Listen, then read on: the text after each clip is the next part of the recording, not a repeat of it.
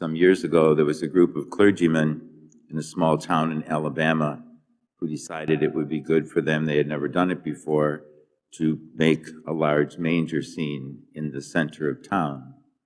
And so they went about asking various people for donations so that they could put it all together. And they finally came to the editor of the local newspaper, and the priest who talked to him said, you know, it'll be so wonderful to see the children and adults as well, all witnessing Jesus, Mary, and Joseph in the manger scene and reflecting on what Christmas is all about. And the man stopped and he said, oh no, he said, you can't have Mary there.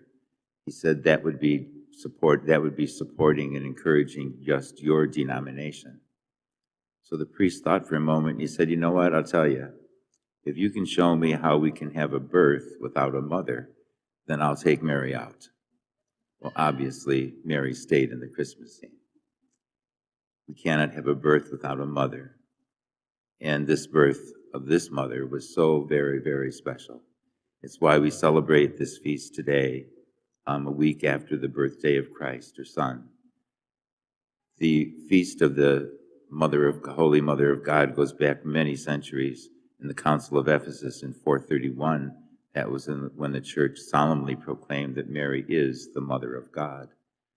But eventually it was placed on January the 1st to replace, in Rome, was the feast of the pagan god Janus for January. And so to replace that, the church made that feast in honor of our Blessed Mother.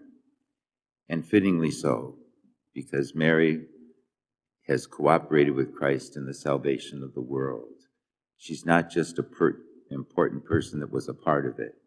She actually, with Christ, brought about the salvation of the world because she accepted him to be born through her. As Mary, as the Holy Mother of God, conceived Jesus in her womb, it says in the Gospel he was named Jesus even before the conception. In God's divine plan, he saw that as God, he needed to be born into this world, but as God, he had to become a man also. And so we have the great mystery of the incarnation, the hypostatic union where there's two natures, the divine nature and the human nature existing together in the person of Jesus Christ. So we truly can say that Mary is the Mother of God because Jesus is divine. And she truly is the mother of the man Jesus, because from her body he received the flesh and blood that he needed to be born as a person. And so today it's a great feast of thanksgiving again. And the feast says to us that we have to be like Mary.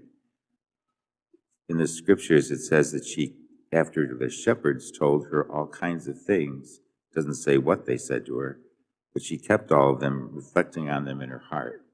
Mary was 13 or 14 years old. She didn't understand everything that was happening, except she truly had a deep love for God and wanted to do his will. And she would probably be the first Christian to actually be a contemplative, reflecting on things in her heart about God and his relationship with her. And we see that as we go along with Mary's life, one of the biggest virtues of Mary was trust. She had to trust that God would bring all this about. Having the baby in a barn in Bethlehem didn't make much sense, but she knew God was there, and she trusted. And then we go along with all the stories of what happened between Jesus, Mary, and Joseph, and we see what great trust in God they had to have. We're celebrating today in our world, January 1st, New Year's Eve. It's a great celebration and a time to celebrate, because we celebrate that God has given us another year of life. Mary is the mother of all life. And truly, to celebrate her feast on this beginning of a new year is fitting. She's the mother of all the living, the new Eve. Jesus is the new Adam. What they had done to disobey God, Jesus and Mary now do what they do to reconcile us with God. And as the Blessed Mother continued to trust, so we need to trust. We can be very happy tonight. We're all joyfully expecting a good year, aren't we? We're hoping it's going to be a good year for our health, for our country, for our families, for all kinds of things that we're praying for all the time. And that's fitting, and it's why we celebrate. Mary probably looked together in great hope for this child she gave birth to. But then she had to go through so many things she didn't understand. There were tragedies, there were sorrows. The foot of the cross had to be the greatest. But she still trusted that God would bring it all together. And that's where we have to constantly be. This world will never be perfect like we want it to be. The world of heaven will be. And when we get there, it will all come together with God. As long as we've had hope, as long as we've had trust, as long as we've stayed close to the Savior and to his blessed mother, who is our mother, we will enjoy that time in heaven when that time comes for us.